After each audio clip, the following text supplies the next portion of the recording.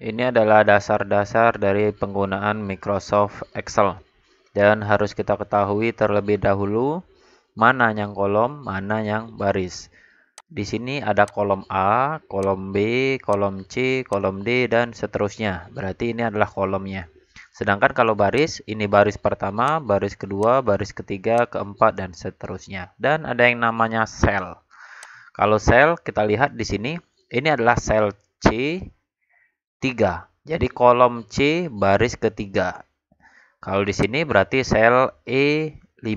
Jadi kalau kita buat rumus sama dengan, kita klik di sini, ini sama dengan B5. B5 berarti yang akan terisi di sini adalah B5. B5 itu isinya apa? Kita lihat kolom B baris kelima itu isinya 90.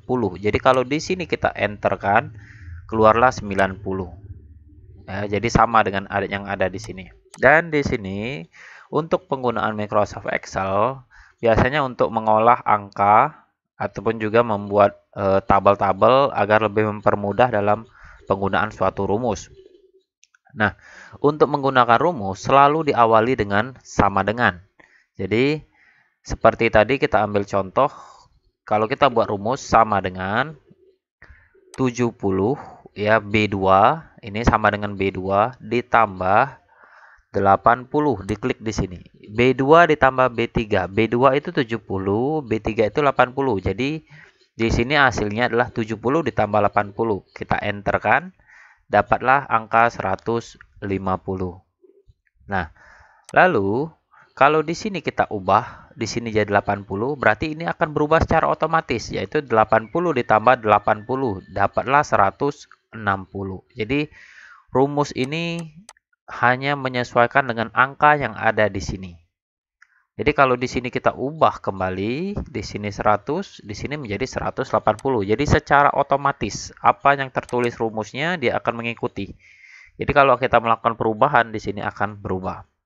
Nah, itu dasar-dasar dari Microsoft Excel untuk menghitung angka-angka dan juga membuat rumus-rumus tertentu, karena rumus-rumus di Microsoft Excel itu ada banyak.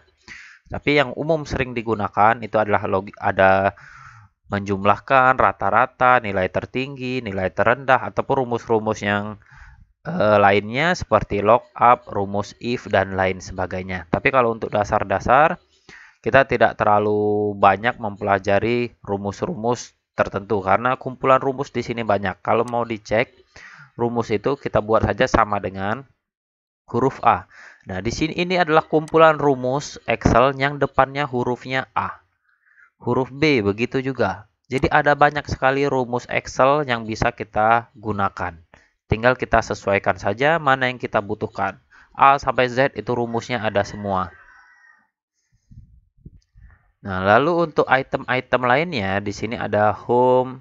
Ini menunya tidak terlalu berbeda jauh dengan yang kita pelajari di Microsoft Word.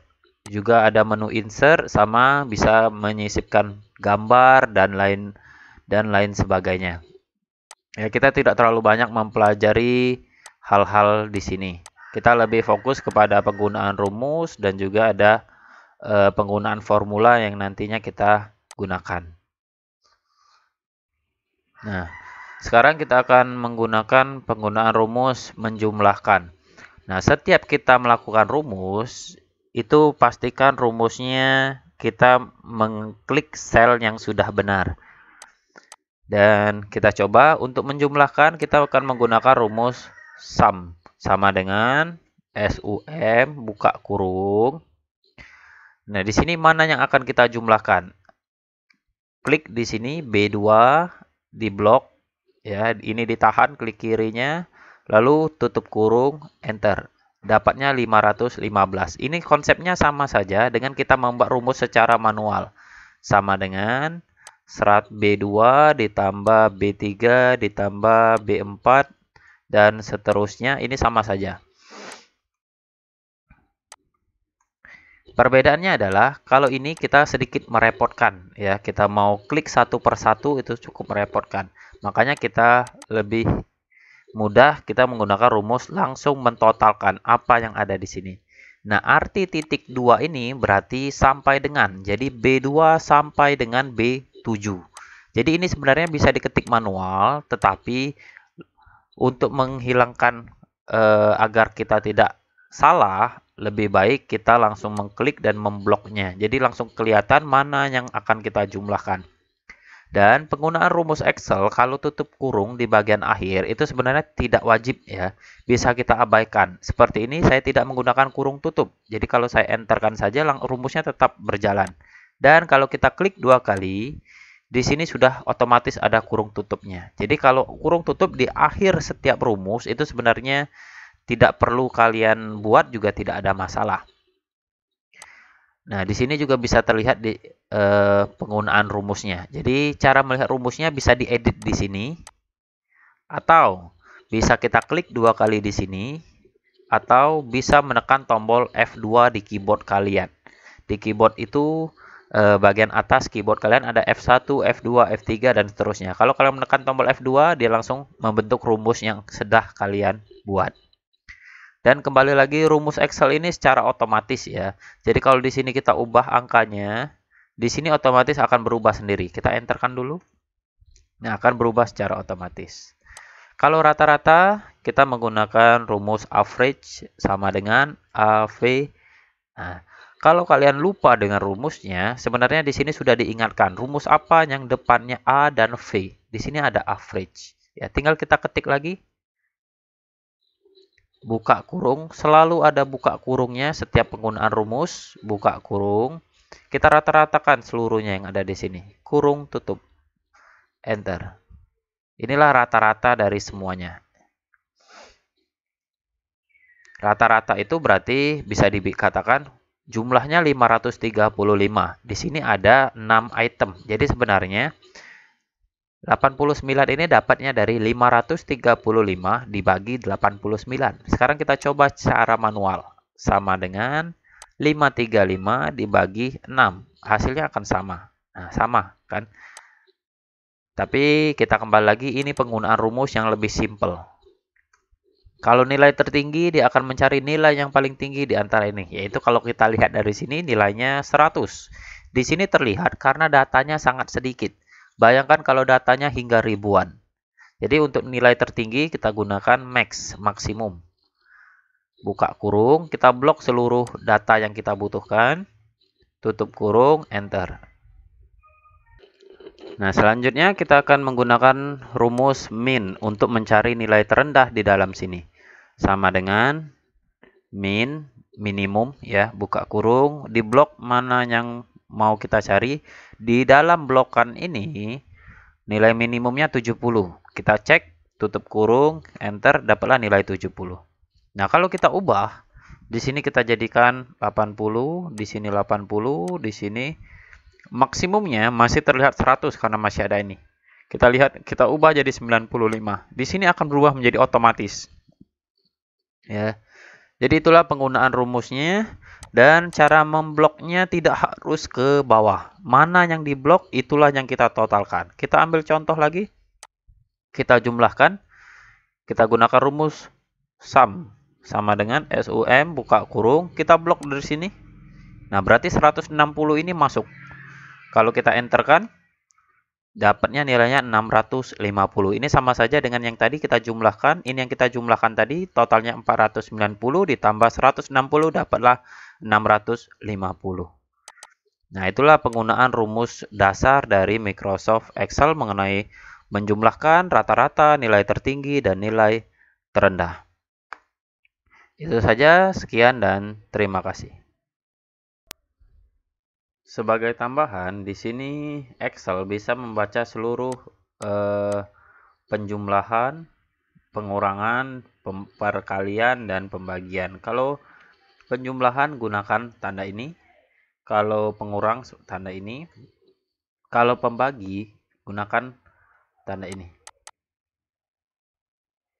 Kalau kali, jangan pakai X tapi pakai tanda bintang. Jadi sebagai contoh, kalau kita menjumlahkan sama dengan, diklik di sini 80 tambah 80 dapatnya 160.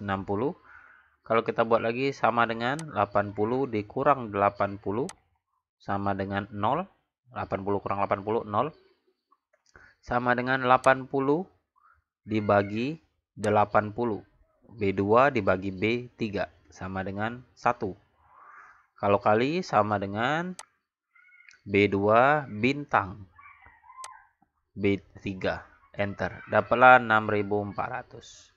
Nah, itulah tanda-tanda yang bisa dibaca oleh Microsoft Excel. Dan kalau untuk pangkat kuadrat ya, caranya sama dengan, kita ambil contoh 70. Kalau 70 kuadrat berarti pangkat 2 ya. Kalau pangkat 2 gunakan lambang ini 2. Berarti ini adalah B7 pangkat 2. B7 itu isinya 70. Jadi 70 pangkat 2. Kalau kita enterkan dapatlah 4900. Dan kalau pangkat 3 seperti tadi sama dengan 70. Tanda seperti ini 3. Ini berarti pangkat 3. Enter, dapatlah nilainya sekian. Nah, untuk angka-angka seperti ini bilangan ribuan. Kita akan sulit membacanya kalau nolnya sudah banyak ya. Jadi cara mempermudahnya bisa kalian perhatikan di menu home. Di sini ada bentuk koma style. Silakan diklik. Dapatlah angka seperti ini. Ya, jadi ini lebih mempermudah kalian dalam melihat angka-angka yang nolnya banyak. Dan desimalnya pun bisa kita hilangkan. Caranya di sini kalau kalian lihat di sebelah koma style ada yang tanda panah ke kiri dan ada tanda panah ke kanan. Ini kita klik dulu daerah sini.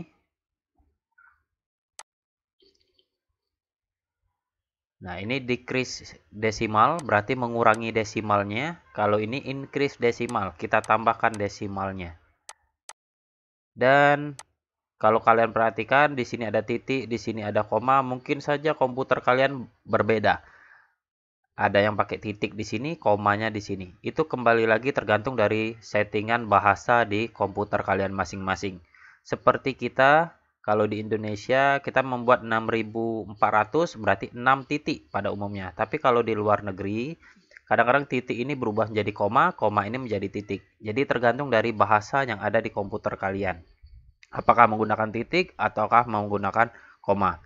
Dan itu nanti akan mempengaruhi rumus-rumus yang akan kita pelajari seperti rumus lookup, rumus if, dan lain sebagainya.